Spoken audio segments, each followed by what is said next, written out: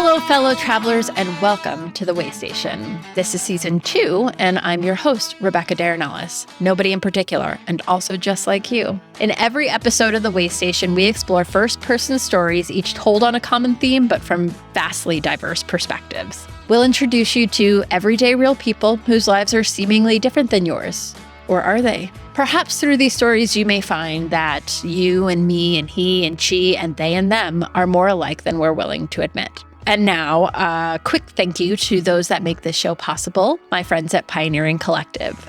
This podcast is powered by Pioneering Collective, an executive thought leadership firm combining personal PR, coaching, and networking to transform hard-earned wisdom into heavyweight impact. Learn more at pioneeringcollective.com.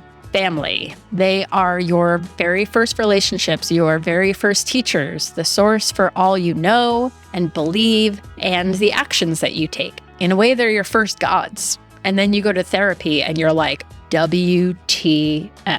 But it's not always like that, right? Yeah, I guess it really depends on the family that you were born into. In a lot of ways, I was lucky. I had food, shelter, and education, and people to guide me. And whether that's on the path that I currently take or the one I started out on, I realize not everyone is so fortunate. But what I noticed is that there are two types of people in this world. The ones that follow in their family footsteps and the ones that pave a different way.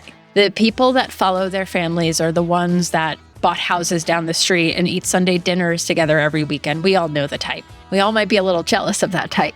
And the second type chose to perhaps raise their families in a totally different way than they were raised. Not necessarily because of any bad judgment of it, but because it wasn't quite authentic to who they are. I am part of the latter group, and while sometimes that causes friction and I am perceived as more of a black sheep, it's the way I've decided to go. And I am who I am because of it. But there will always be things each one of us carries inside because of what was instilled in us, like it or not. Every child is told a story about who they are and where they came from. And for better or worse, we hold on to those narratives, sometimes for life and sometimes till we make up another one. Families are complex, and the dynamics are unlike anything you could make up. You're born into a role, and your mission, if you choose to accept it, is to either accept that role and play it or tell a new story, one in which the character is decided by you. That's how I see it anyway. But let's hear what my guests have to say. I'm honored to welcome into the Waystation today Suzanne Culberg, Chris Templeton, and Shefali Shah, three very real people with very real, very honest, very true stories about their own experiences with family. I hope you can relate. Thank you so much for joining me in the Waystation today, Suzanne, Shefali, Chris. I'm really excited to have you here to talk about this complex and beautiful thing we call family. And up first, I'd love to hear from you, Suzanne. But first, let me let people know a little bit about you. Suzanne Culberg is an author, healer, and life coach, born and raised in Tasmania and currently living in Sydney, Australia. Suzanne, whenever you're ready, I would love to hear about your experiences with your family. Thank you, Rebecca. Thank you for having me. So I am the youngest of 4. We are all girls. My dad so wanted a boy. And there is a considerable age gap between me and my sisters. So when I was born, my oldest sister was 17, and then my next sister was 14, and then there was 10, and then me. A decade later, the surprise of the family. And due to this really large age gap, I kind of almost felt like an only child. I don't remember my older sisters being at home. The next 2 up from me had moved out before I had memory.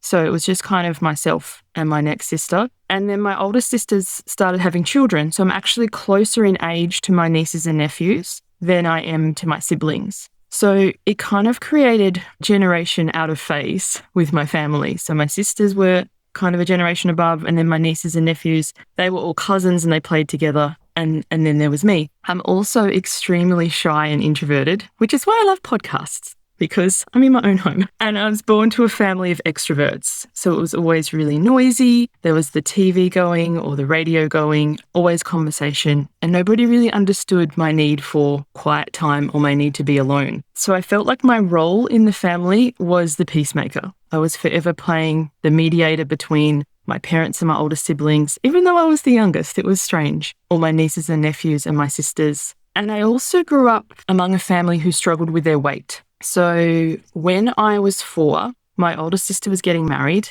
and I was to be the flower girl. I was so excited. And our dresses were being made. So we were being fitted for the dresses. And I never understood, sounds so bizarre when I'm going to say it, but I'd always seen my mum and my sisters like suck their belly in. And I'd never been fitted for an outfit before. So they were all talking amongst themselves about hair and makeup and completely oblivious to me. So here I am getting measured up, sucking my belly in, thinking I was doing the right thing. And when the dress came, it didn't fit, like by far. And my mum, like, I'm sure she had the most, it made sense to her at the time. But instead of asking the dressmaker to let it out, she decided to put me on my first diet. So we went on my first diet at age 4. We cleaned out the whole pantry on Sunday night and we started on Monday. And invariably we'd quit by Thursday, binge all weekend, and then clean out the pantry again on Sunday. And this pattern of behaviour continued up until I moved out at age 18. We'd all diet from, well, it's me, mum and dad and my sister, because my other sisters had moved out. And I struggled a lot with my weight, like the family in general, but particularly me. I was the largest. I was the youngest. I was kind of the odd one out. And when I was 18, I moved out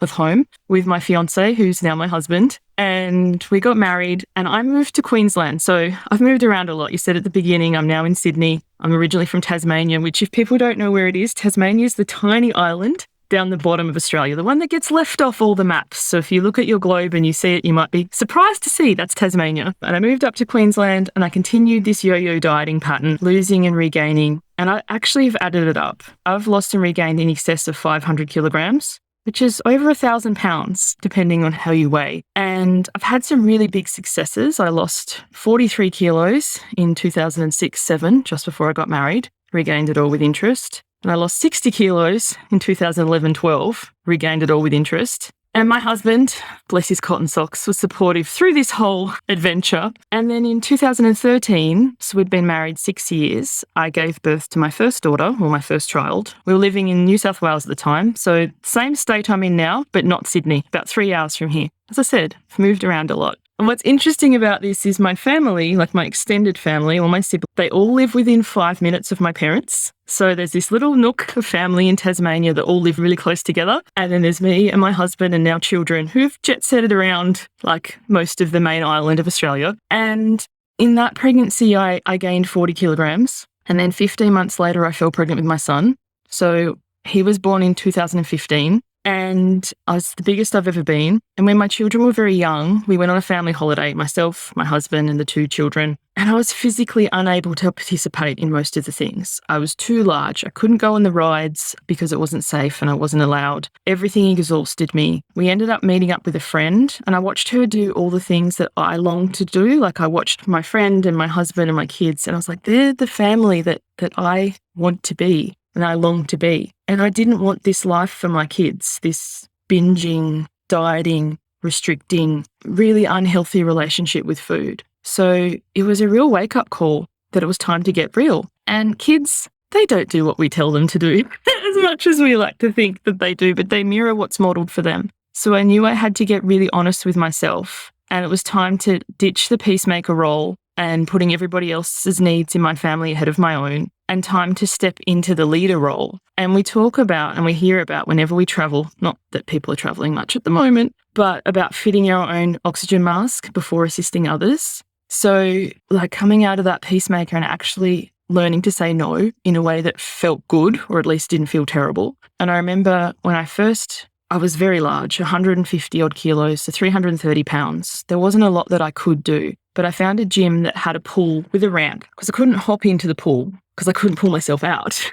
So I found a gym with a ramp and they had a creche so I could put the kids in the creche and go to the class. And I remember seeing their little faces crying, pushed up against the glass, like, "Mummy, don't leave us." And how terrible I felt. And I just wanted to no, I can't do this. Over time, it got easier. And then they were happy and they actually enjoyed the creche. And now it's funny, they're now 6 and 8 years old. And whenever I'm a little bit stroppy, they're like, "Mummy needs to go to the gym." So the thing that before they really struggled with, they know that I'm much happier, much able to, lead the family when I'm taking care of myself first. So my biggest teachers have been my kids. They helped me transform from that martyr, yes person, peacemaker into the leader. and how my family differs from the one that I grew up in is that my children know nothing of dieting. They're 6 and 8. My daughter came home from school one day. She asked me what a diet was. I panicked. And I remember actually asking my audience, I went to my Facebook page and I'm like, how should I handle this? Because I didn't know. And it wasn't something I could go to my family for because that's what we'd always just been grown up. You go on a diet, you control, you restrict.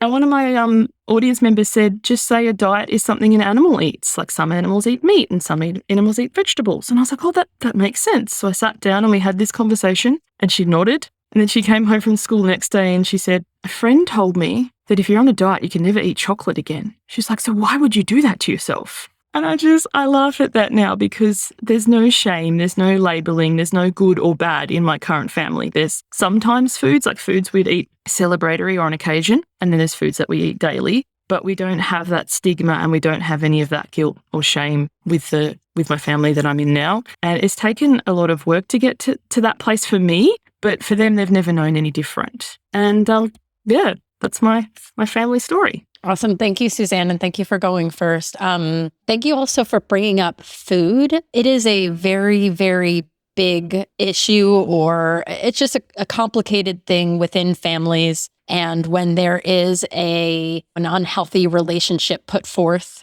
and mirrored to you, it's a really hard cycle to break. So congratulations, first of all, for breaking that cycle and for your daughter never even knowing what a diet was.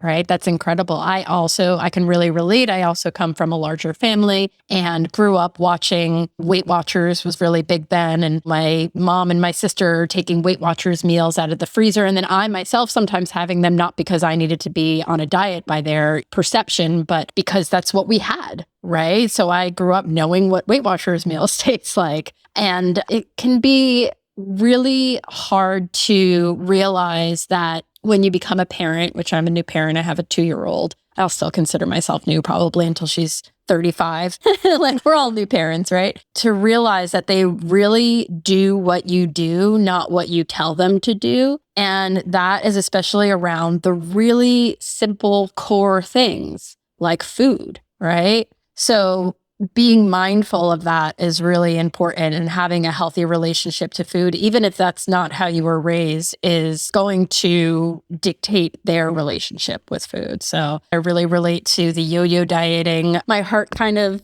sank when you talked about sucking your belly in at 4 years old. You know, I get it. But it's a terror. I just remember it being like a big joke in my family, how this one was fat and that one was fat and they couldn't do these things and and just the word fat thrown around a lot. And so like I personally grew up with, and I hate to admit this, with especially like the body neutrality and body positivity movements going around, but like thinking that fat was bad. You know, no matter how healthy you were on the inside, that was the absolute worst thing that you could be.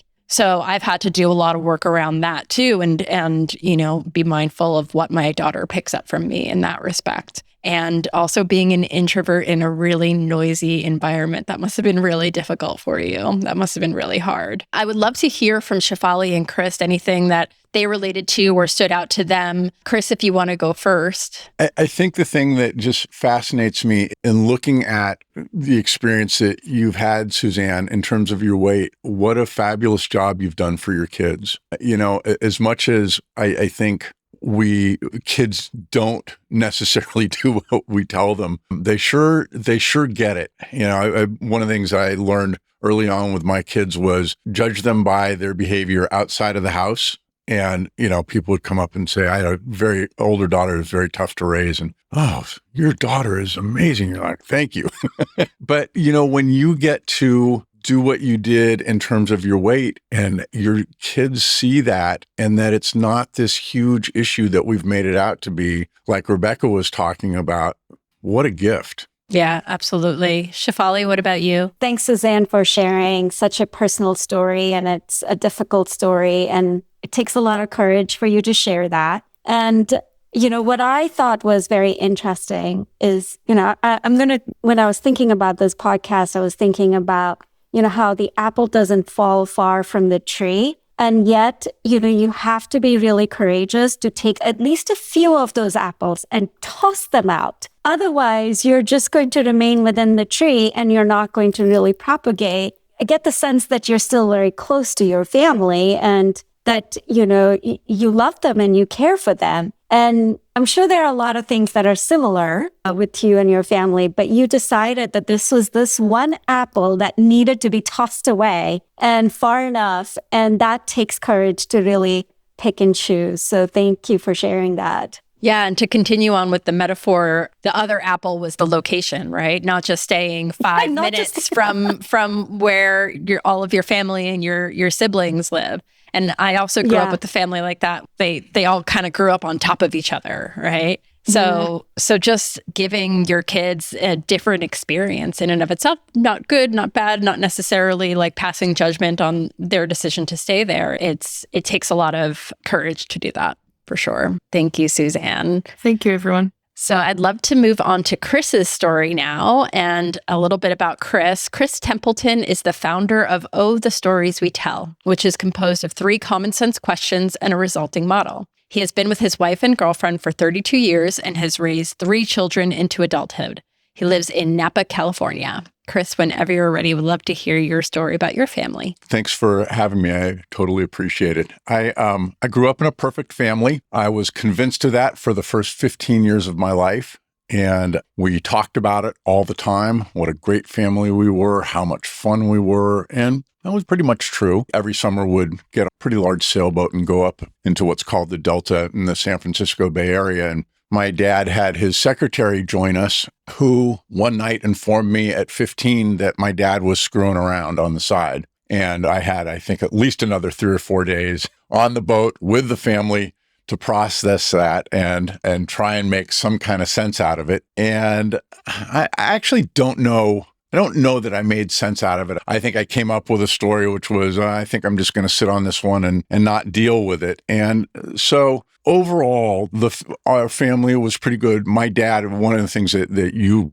mentioned, Suzanne, was he was always critical of my younger sister. I'm the oldest. I was also an accident, which my parents loved to joke about. But my dad always criticized my sister for her weight, and she wasn't hugely overweight, for biting her nails. It was just a constant thing. And so go through school, go through college. I was the whole time I was raised in the 70s. I kind of came in.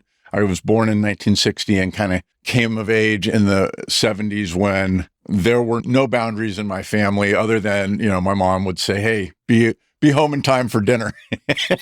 And that was it. We didn't have to worry about doing anything, and it was a free-for-all. And I was definitely, I think in the form that you sent over, Rebecca, was something about the wild one. I was definitely the wild one. I had a great time growing up. I had no idea of what was important, that sort of thing. And so, looking back on it, it became very clear that my dad was a complete narcissist. It was always about him. And if you were on the same page with him, great. And if you weren't, that was it. And then my mom, I love the term, the peacemaker. My mom just wanted peace. But, looking back on it at age 30, half of my life ago, I just kind of realized that it was time to let my dad off the hook, not to pay attention to the things or give a lot of power to the things that I didn't like about who he was, and really appreciate the things that he did do that were really cool and pretty awesome for all of us. And so it was a really nice way to then begin to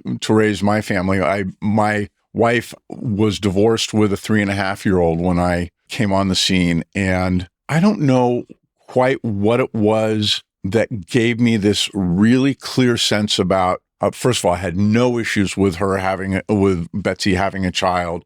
The child is to this day at 36, a windmill fighter, will tell you with a big smile on her face that nobody's better at making life difficult on themselves than she is. And she says it with a big smile and off we go. But at that time, it was really clear to me that what I needed to do for my wife and for our daughter, she became our daughter. I didn't adopt her, but she calls me dad, and was that I always wanted to focus on what the long game was for her, like always looking at, because she was very good at making in the moment very, very difficult. And to take a step back and go, wait a minute, what's important? And she'd go back and forth between us and her parent, her dad and stepmom. And, the girl knew how to work us against each other. And so always having that focus on, man, what do we want to be doing? It was really could have been very easy to get angry with the dad and the stepmom and really be manipulated by her, by our daughter in terms of playing us off. And I didn't want to create a situation where our daughter was going off the rails because she was really good at manipulating us. And then in 1995, my son was born. And then in 1999, my daughter was born. And a few years later, as she loved to call herself, my evil stepmother said, hey, you should read this book called The Power of Now. And so I don't know if you've heard of it, but it's kind of spiritual, by a guy named Eckhart Tolle. And he talked about how good we are at driving ourselves crazy in certain parts of our lives. And so it was fascinating to look back at my family of origin and go, oh my God, my dad was a narcissist. My mom just wanted everything to be okay, even though it's not, kind of thing. And really take that and decide, gee, what are the things that I want to do and keep myself from kind of going down that crazy path. And so it really informed how we raised our kids, both Sarah, the oldest one, who was a rough go, and then the two kids that Betsy and I had together that were just an absolute breeze. And in recognizing that it was just differences in personality, and to now be, 22, 26, and 36, and they all love being together, and they love being with us. It's like, what a change. And so looking back on my family and recognizing kind of the good, the bad, and the ugly, and really not so much like, I'm never going to be that way, but, not having any, for some reason, no desire to screw around, or really, my poor wife, 32 years into this, and I love her as much as I ever have.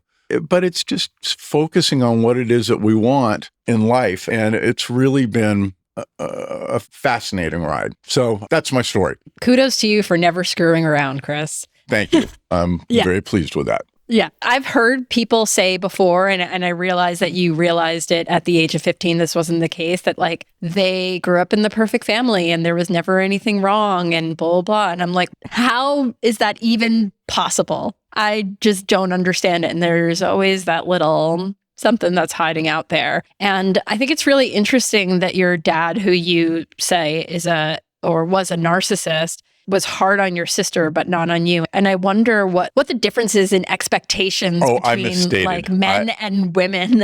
I apologize. We were less than, all three of us were always milking them for money, which it was just. Oh, okay. So he was equally hard on all of you. We all were on the receiving end of a lot of garbage from Dad. Fun. And then Mom, who, I just want it to be okay, So no, there was a lot of craziness that way for sure. Yeah. And I think, at least from what I've seen, narcissists often attract that kind of personality type for a partner as well. It's the only way that they could have a family. I really appreciated you talking about how you put weight on the good stuff. And that's not exactly how you said it, but that's how I heard it. There's the good, the bad, and the ugly. And you can have awareness of the past and how it affected you. But that only brings you to a certain point at which you have to enact some action and change. And it sounds like you've really done that for your family and for yourself, and really just focusing on the now. I think that especially when it comes to family, and I know that this was part of my journey, you learn a lot if you go to therapy, right? All of a sudden it's like, oh, wow, I never noticed all of these things. But it only takes you so far. And there's only so many times that you can continue that narrative in therapy. And you can do it for, a long period of time. I think I did therapy for like almost 10 years. And now I'm really at a place in my life where it's okay, I have the awareness, I have the intellectual knowledge, and now what is the shift within me and the narrative that I want to tell, right? So thank you. Absolutely. Shefali, I'd love to hear from you anything that you related to or stood out in Chris's story. Yeah, kudos to not screwing around, right? As Suzanne said, the parents are setting the boundaries for what is right and what is wrong. And for you to really make that choice and say, that's not right. And, this was way before the Me Too movement, right? It was never really talked about. And so for you to make that choice again is really commendable. I think it is about forming the families with intention that I really do appreciate in your story. Yeah. What about you, Suzanne? Anything that you related to? The thing that stood out most for me was at the beginning, Chris, when you spoke about when you get reflections from other people about your children. Because I've had that moment too. My children are now at the age where they're starting to go to birthday parties where I drop them off and leave. And sometimes when I pick them up, they're like, Suzanne, about Casimir. And my immediate thing is, what's he said? And they're like, oh, he's such a joy. And there is that relaxing. So there's that part of your story. And the focus on the longer game. Like sometimes the things that come up, that prop up in the moment seem to be massive or like taking all the focus. But in the scheme of things, it's not that really big of a deal. But, being connected in the long term. And the other thing about the perfect family, because when we're young, we don't know anything else. We've only seen a reflection of our very immediate family. And then we see things outside and then we're like, oh, other people have different experiences. But I think a lot of us, especially with our family of origin, it can be challenging to speak about it and share and learn to either that we want to do something similar or we want to do something differently and standing firm in that as opposed to just doing what has been modeled to us. So, kudos to you for making conscious choice to do things the way you want to. Absolutely. Absolutely. Thank you. So I would now like to move on to Shefali's story. Shefali Shah is a leader in the digital health and life sciences industry. She is also passionate about wellness and is a teacher of yoga and meditation. She spent her childhood in India and now resides in New Jersey. Shefali, whenever you're ready. Thank you so much for a wonderful conversation. It is such an important and such a precious conversation to talk about our families, right? So, as you said, I grew up in India, and I grew up in the 70s and 80s when, India was in a very different place there than it is now. It was still very much a closed economy. We had a choice of 2 car models, 2 TV channels. We had a choice of, 5 dresses that we wore for the entire year. And every year we would get maybe 2 more dresses, right? So it was not very abundant. There was not that much choice to begin with. And so that meant there wasn't choice in a lot of different things. But again, to Chris's point earlier, it felt like the perfect environment and the family felt like the perfect family because we were still better off than a lot of people that we saw around us in India. We still had a house with a roof and a door, as opposed to what I saw around me, right? And my father worked in a big company. He was the boss of people who were young, much older than him. He was brilliant. He is brilliant. So, what I remember about my childhood wasn't so much an event, but it's more the stories that I grew up with and the stories that my grandmother told me about, and this is my paternal grandmother. And she would tell us stories about her family, and she had 10 siblings ranging from very old to very young, right, with a big age gap. And they grew up in this little village in India. And the stories were just fascinating because my great-grandfather was a doctor back in the day. And, he used his platform of education to be of service to people. So there was a lot of focus on education, idealism, service. My grandparents fought with Gandhi, went to jail for fighting for freedom. It was such an idealistic time in India where, they were creating their own country. It's as if, the founding of America, right? And we just did it in 1947. So my grandmother had just such amazing stories like this. And she talked about how some of her 2 siblings, her 2 brothers, they actually married outside of the norm because we were Hindu family. And one of them married a Christian woman and one married a Muslim woman. And it was such a big deal. So the one who married the Christian woman was older and was almost ostracized from the family, but, did it for love. The second one was much younger. And I saw in just that many years when the second marriage happened, it was more accepted within the family. So I saw these things as amazing stories. So many of them had the siblings of my grandmother had come to the US because they were so educated and so accomplished. So while some of these stories were really amazing, and I think there was also that undercurrent of expectation, of high achievement, to the point of right now in my family, we even have Nobel Prize winners, right? So that was the bar, right? And my dad was also extremely successful. As I said, he was the boss in this company, building the infrastructure to launch the first rocket launch in India, right? So he was really hobnobbing with the government, the people at the highest levels. And, no matter what you did, you just didn't feel like you were as good, like you would never become as good. And I think that was, in some ways, her beautiful stories were so beautiful, but it also left in me the sense of, I must achieve a lot. And that was very difficult in some way. And so I was always raised to say, look, you're going to go to the US for education because that's where the best education is in the whole world.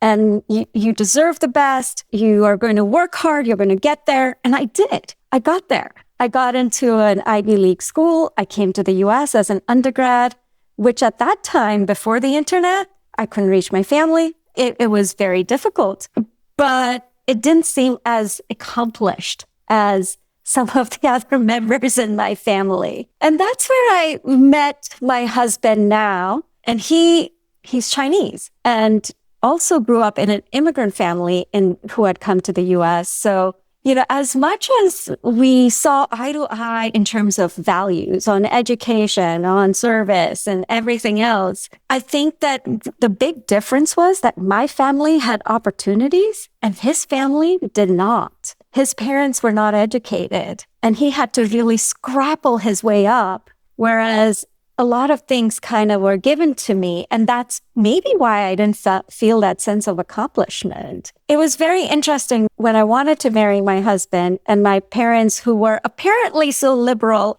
talked so highly about my two uncles who had married outside the norm, were suddenly like, what? It was such a shock to their system. And interestingly, it was a shock to me as well, because I thought that they would be okay with it, right? And they weren't as liberal as I thought they were. They weren't as idealistic as I thought they were. But that's where actually my uncle, who had married the Muslim woman, came and helped us out, actually. It's really nice to see that how they came in and they said, look, you go away on a vacation at a beach house with this boy that you probably don't know much about, and just spend a week. It doesn't matter. Nobody will know that you're spending time with this Chinese man in the house, in this apartment, and just go and have fun. And that was the 1 week we spent together. And my parents really loved my boyfriend then, and were happy to have me marry and, start my own family. And that was kind of an eye-opening situation for me to say, I thought they were so amazing, just like your story, Chris. And then suddenly they were closed-minded. And when it came time to forming my own family, I had a hard time conceiving and we had to go into adoption. And immediately it was funny to see how both sets of parents were like, well, we can help you adopt from India. We can help you adopt from China. It was like, whoa. And we ended up adopting from Korea. And that was another interesting twist in the whole, how the grandparents were just so confused by this whole thing. But we went forward with it anyway. And I think that comes back to the story of, when the apple falls not too far from the tree. I wanted to take a few of these things, the nuggets, like I'm absolutely in favor of education and idealism and service, but I don't want to pass on an expectation of what a family should look like an expectation of what accomplishment looks like, an expectation of what is right and what is wrong. And you decide for yourself on how you're going to live that. And that is something that I am trying very hard to do. But honestly, it's very hard. I find myself going back to this. You're so bright. Why can't you do advanced this and advanced that? And it is very hard for me to keep that within myself. But at the same time, I hope that I have given my child the ability to say, you can throw a couple of apples outside of your comfort zone and keep going, because that's the only way you'll be more inclusive in the world and not be this exclusive, perfect family, right? So that's my story. Thanks so much for letting us share. Absolutely. Thank you, Shefali. I wrote down so much. The first thing that I wrote was that your family wasn't as ideal as you thought that they were.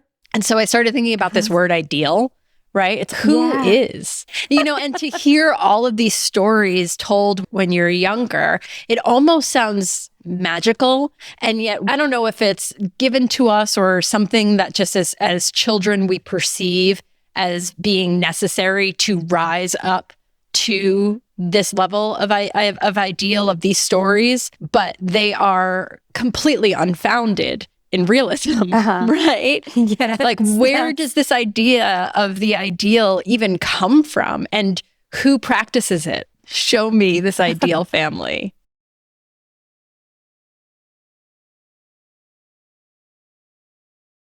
Right? I would love to know. Maybe it's like Full House, right? But even then it was like, they lived with their uncles and, the mom had passed away and all that stuff. That's not necessarily ideal, right? So, this idea of I must achieve a lot. And it's funny because your husband, it sounds like, didn't have as much. And so therefore he felt like he needed to achieve a lot. You were given a lot more and you felt like you needed to achieve a lot, right? Yeah. And it's like the same result, but, coming at it from two completely different places, right? Yeah. And so really the issue here is not, are we having too much expectations for our kids and giving them too many ideals, or are we not giving them enough? But really, like, are we not showing them that they are enough, like inherently? Yeah. I mean, to go back to Eckhart Tolle, it's a wonderful book, right? Because it tells you, you are the power of just being, the fact that my son he is a human being in itself is enough. Yeah. And, and in so many ways, we do find that enoughness. And yet it's so hard when he is playing video games for the 4th hour in a row. And I just want to pull that off of him, right? Yeah. The expectations just come in because I think he's going to become a vegetable. He's going to sit there and play video games all his life. He's never going to leave my basement. He's never going to leave my basement. Exactly. Yeah. Exactly. But it's like it goes across all cultures, right? So we're all from different places. We all are currently in different places.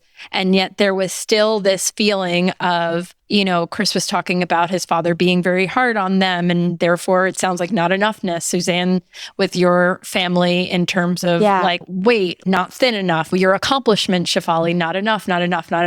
And it's like, where does it come from? What's the source of this? This like idea. Oh, Chris, you have an idea? Tell me, please, funny where you it comes should ask. One of the things that I think is really important to keep in mind, especially with raising children, is those feelings of not enoughness, of, not being good enough, all of worth, that is programmed into every single one of us. And so it's like DNA.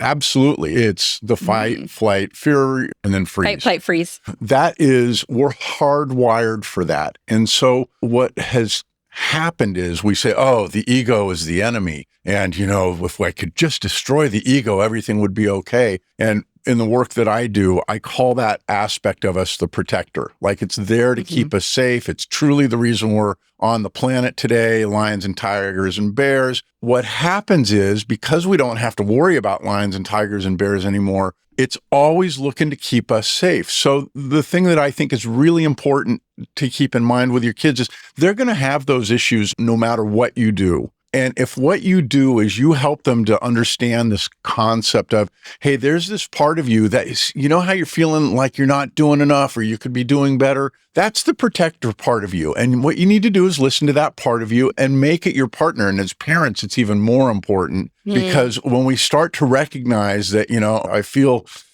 awful and the story that I'm telling myself isn't serving me in this moment, oh, that's the protector going off. I'll listen to them, her, they, them, and figure out what the message is, and then try to take that and create a story that serves me. Understanding that my kids are going to have a rough time and being able to address that with lightness and ease and understand, hey, part of you is how you're all of a sudden gives us all this room to create stories that do serve us in ways that are much more effective. So just know that it's going to be there no matter what, but we can help our kids to put that in a perspective and into balance in a way that serves us. Thank you for that insight. Thank you so much, Shefali, and Suzanne and Chris.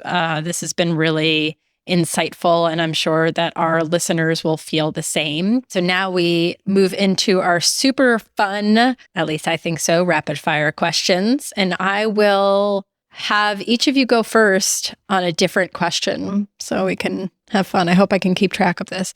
We'll start with Chris.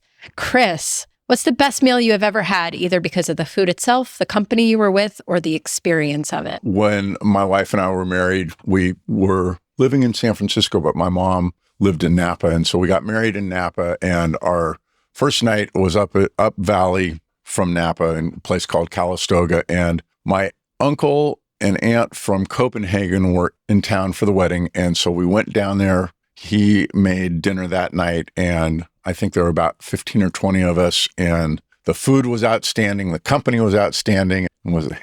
It's one I won't forget for a long time. And you had just gotten married. Yeah, so there's that too. All of it. Suzanne, what about you? Best meal you've ever had, either because of the food, the company, or the experience? The best meal I've ever had, I've had it more than once, is my mother's apricot chicken. I don't know what magic she does, and I've watched her, like I've been side by side with her in the kitchen, but whenever I try to recreate it, it's just not quite the same. And I don't know, maybe she's got some special ingredient that I don't see, but it's just sensational. I love it more than anything. And when I do visit, that's always what she makes for me. Oh, that's nice. How about you, Shefali? Best meal you've ever had? Oh, so many, but one that comes to mind is recently when we went to India, and it was my parents, my husband, and my son. And we had been going to a lot of lovely restaurants in India. But that one evening, we were not so hungry, and we went to this little shack. And we were in a new town, right? So none of us knew that town very well. And we went to this little shack that was primarily open for lunch, but we went there for dinner. And they kept bringing us food. And we kept eating, even though we were not hungry. And when the bill came, it was literally $5 for the five of us. It was one of the most outstanding meals I've ever had. Oh, that's great. You're such a cheap date, Shefali. Going out to dinner review. Okay, so next question is for Suzanne. What's a popular opinion most people have that you don't agree with? Oh, I was going to say there's many. But the biggest thing is because I work in weight loss now, and everyone talks about the power of kale, like, superfood. Kale tastes like I'd rather be fat. So I'm not one for superfoods, not at all. I'm not going to lie. I love kale. We can still be friends. Okay. Don't hate me. What about you, Shefali? What's a popular opinion most people have that you don't agree with? Gosh, I think the opinion that Indian women are just smiley and just go with the flow, work hard, and don't stand up for themselves and all that stuff. And I'm like, oh gosh, when they meet me, they go into shock. What about you, Chris? Well, I'm more in self-development. So one of the things that drives me nuts in kind of the new age thinking and enlightenment is just be positive, be a positive thinker. And I think it is one of the most destructive things that we can tell people to do. I would rather have you be an authentic thinker, thinking about where you're struggling and not trying to just mask it over with toxic positivity. Yeah. And because there's, as I said earlier, there's this protector part of us, and nothing that the protector lights up on more than inauthenticity. And so authentic think. It's okay. Let the negative stuff go, let it out, address it, and move on. It's a whole lot easier than we think it is. Yeah. Yeah. Let it pass. Right. Okay. So the next up, I guess would be Chris. No, wait.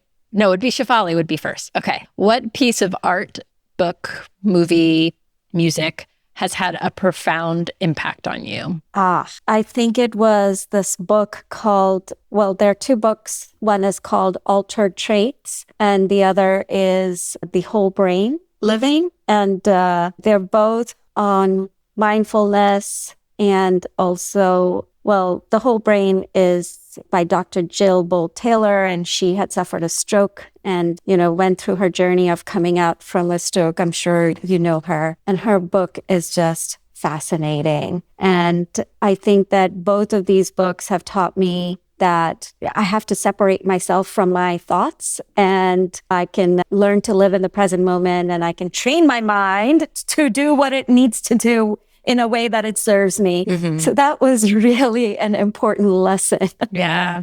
Yeah. What about you, Chris? Piece of art, book, music, movie, any of the above that has had a profound impact on you? Well, just to follow on Shefali, Jill Bolte Taylor's TED Talk absolutely blew my mind. One of the most amazing things and ended up having a huge impact on the model that I developed. So that's one, but then I'll go with one that is commonly misquoted is Viktor Frankl's Man's Search for Meaning. It is just a lovely book about a guy who was in the concentration camps, had the most horrific things we just can't even imagine in terms of how people treated each other and that sort of thing. And he retained meaning through it all. So that's been a really big one. And he is quoted as saying something along the lines of, between stimulus and response, there's a space, and in that space is our power to choose our response. And in our response lies our growth and our freedom. And turns out it didn't come from him, but everybody thinks that it did. And it came from Stephen Covey in The 7 Habits of Highly Effective People, which he read. But that quote,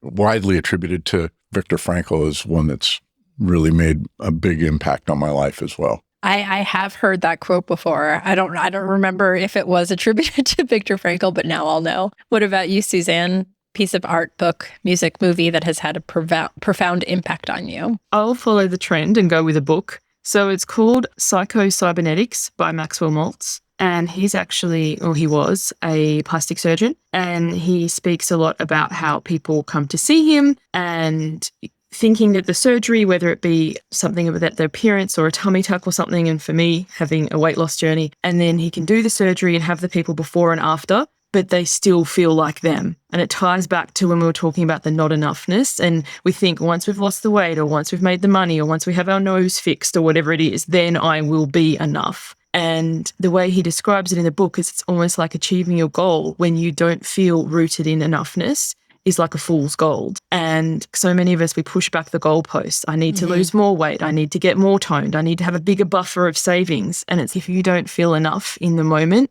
nothing external is going to bring that to you. And the book is about that. And I found it fascinating. Need to read all three of these books. The next person to start is Chris. What's your favorite thing about yourself? My favorite thing about myself is that I'm open to growing all the time and open to helping the people around me grow in nice and easy ways. That's probably it. I love what I've done with these questions in this model. And I know that even if somebody doesn't know about any of that, I still get to have an impact on them because of where I get to kind of center myself. Yeah, it's great. Suzanne, what's your favorite thing about yourself? I deliberately put myself in uncomfortable situations and try most things. I'll never say I'll try anything once, but I'll try most things once. And the example that comes to mind, the favorite thing, I'm petrified of heights. And at our theme park here in Queensland, we have this ride called the Giant Drop, which takes you up to a significant height and then just lets you go. The name says it all. And I remember going on it with my nephew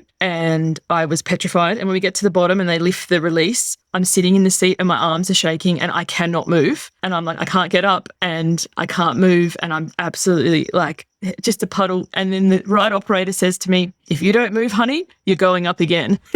You've never seen anyone move so fast in their life. And then I swore to myself I'd never do it again. But then I had my own children and that, Mummy, we want to ride the giant drop. And I was like, okay, same thing happened. So I will do most things once or twice, depending on the situation. I'm sweating just thinking about it. What about you, Shefali? What's your favorite thing about yourself? I think it is more along the lines of Chris. It's my curiosity, my nerdiness, and just love exploring a new topic and then going deep into it. And it's just, I just love when I'm in that mode. Yeah. Yeah. It keeps me present. It's who I am. Yeah, totally. Without the expectation that it'll go anywhere. Learn and grow, but you don't have to be perfect at it. At anything you learn.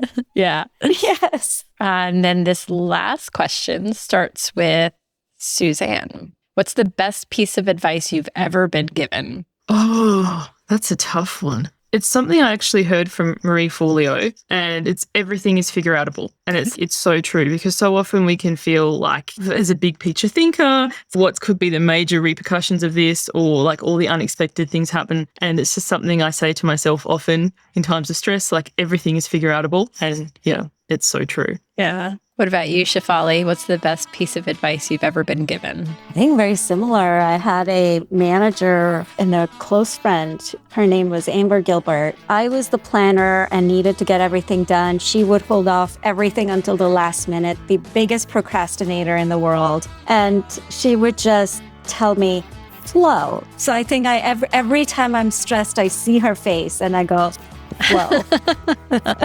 Even when you're alone by yourself, working from home. Especially when I'm alone at home. All right, Chris, what about you? What's the best piece of advice you've ever been given? I guess my evil stepmother, who I absolutely adored, saying, read the power now, completely changed how I walk in the world. And in really nice ways. And I don't buy all of it. There's stuff that I struggle with in the book or how people interpret it. But in terms of just a way to kind of relook at how you live your life, that was probably the best advice I got. But the second best advice was my mom came to me 33 years ago and said, you know what? She took me and my girlfriend at the time out and she said, you know what? You guys need to give it a break for 6 months. Was that the best advice ever? Met my wife 6 months later. Nice. All right. Good to know. Everybody, if you're in a partnership currently, take a 6-month break. Chris Templeton says so. There's some advice for you. There's going to be people reaching out to you. You told my wife. All right. Thank you so much, everyone. This was awesome. Thank you for sharing. Thank you for your vulnerability and your insights. I'm sure we're going to have a lot of very touched listeners. Thank you. Thank you. Thank you for this.